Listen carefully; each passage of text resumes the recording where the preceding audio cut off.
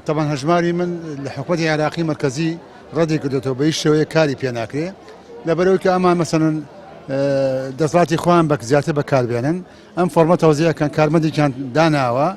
ئەو کەسێک کە خوێنەوارە یا مەسەڵەن عیلم و زانستی لەسەر فۆرمەکە بە زۆر ئەیسەبێن بەسەریا بەڵام ئەوەی کە مەسەڵەن بتوانن تۆزێ وشتیارەمانە فۆرمەکە ڕەدەکاتەوە منێکی گۆک خۆم فۆرمەکەم ڕەت کردوێتەوە بە هیچ شێوەیەکی ئامادەییم تیا نییە فۆرمی هەژماریم پڕکەمەوە لەبەرەوەی کە ئەمان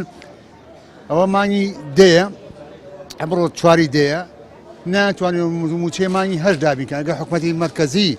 پارێنێ بۆ ئەمان دەسەڵاتیان چییە؟ ینی بەس پێیان بڵێ بزانام توانیان هەیە مانگێک بەبێ حکوومەتی مرکزی موچە تۆزیەکەن پارەی نەو بۆ چۆچێ پارەی داهاتی ئەم وڵاتە بۆ چۆچێ زەریبە بۆ چۆچێ ئەم هەموو داهاتە کۆ بێتوانێ ئەچێتە خەزەری دوو لایانی سیاسیوانێ بۆ نایەن بەم میلەتە 34 ساڵ و 6 ماڵ و 28 بە خزمەتمەیە سازا شمولی کردوم باشە